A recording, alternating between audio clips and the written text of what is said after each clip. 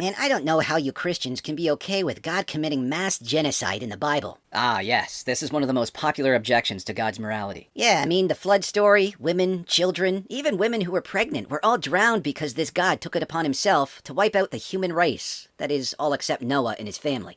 So how do you square that with a God who is supposed to be a moral, all-loving being? Well, let me start by asking you this. If a judge sentences a bank robber to prison, do you think that judge is doing this out of a lack of love? No, I don't think emotion has anything to do with it. He broke the law and is paying for it with prison time. Right, so the judge is carrying out justice. Sure. Okay, so my next question is, do you think any human being has the ability to not sin against God's standard of perfection? Well, how perfect are we talking here? Complete holiness of thought, word, and deed. So no lying, stealing, lust, etc. Well, maybe when we're babies, and even small children that don't comprehend right and wrong. Right, but you agree that when we do reach that age of accountability, that all of us will most definitely fail in the area of being as perfect as a holy God.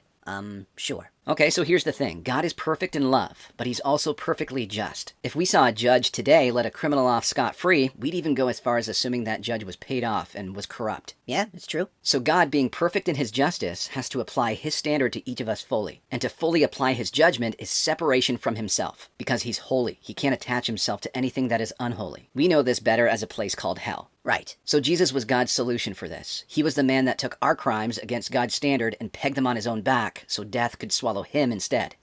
Through Christ paying that price for us, we can now wear Christ's robe of righteousness and enter into where God is with boldness because it's not about what's underneath the robe anymore. We've been covered. Okay, so how does this all tie into God committing genocide? Well, now that you understand sin and how God deals with it, I think you can now see that God is perfectly loving and was able to be perfectly just because he brought the hammer down on his own son. That way we didn't have to be crushed under his perfect judgment. Yes. So when we turn to an example like the flood story, we have to ask, does God owe humanity anything? Well, I see what you're getting at. These humans were already guilty and under judgment for violating his perfect standard. So I'm assuming you're going to say that they rightly deserve death. But I'm still thinking that's pretty brutal of a punishment, and we still have innocent children and unborn babies to answer for here. Right, well, again, death, suffering, sickness, disease, these are all results of the fall of man. When God's perfection is extracted, things decay and fall apart. Okay? So death is the end result of rejecting God. In God, there's life. Without him, it leads to death.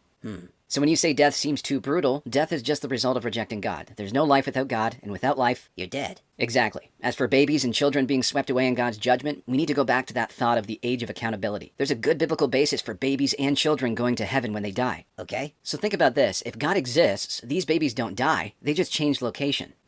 They're forever in God's presence, which to us may seem cruel, but again, if God is real, this is the best place they can ever be. In fact, if God does exist, it'd be merciful if he wiped us all out as babies so that we wouldn't violate his laws and head toward death. Don't you agree? Well, I don't know. It just all seems so tyrannical. Oh, believe me, if we were talking about a human being that was ordering the death of millions in this way, I'd be right beside you saying it isn't right. Right. But we're talking about God, the author of life. We can't comprehend the perspective he has. He knows the ripple effects of every action that is ever made. He knows the amount of good that will be produced in someone's life and the bad. Okay? Murder is wrong for us because we're not God. We don't have the perspective he has to influence humanity to bring about the greatest good for all of time. Some people think they have that perspective, but they're psychos.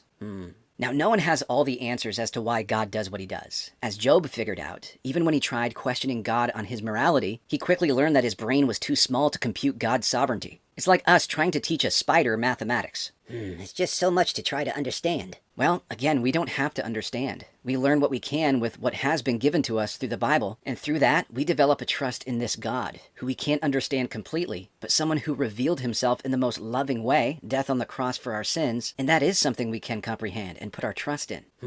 Put it this way, any God who leaves the majesty and perfection of his own throne, humbles himself as a baby born in a barn, experiences human temptations, overcomes them by living sinless, and then willingly dies the most painful and humiliating death so that those who are crucifying him can be saved, that's the God that I trust.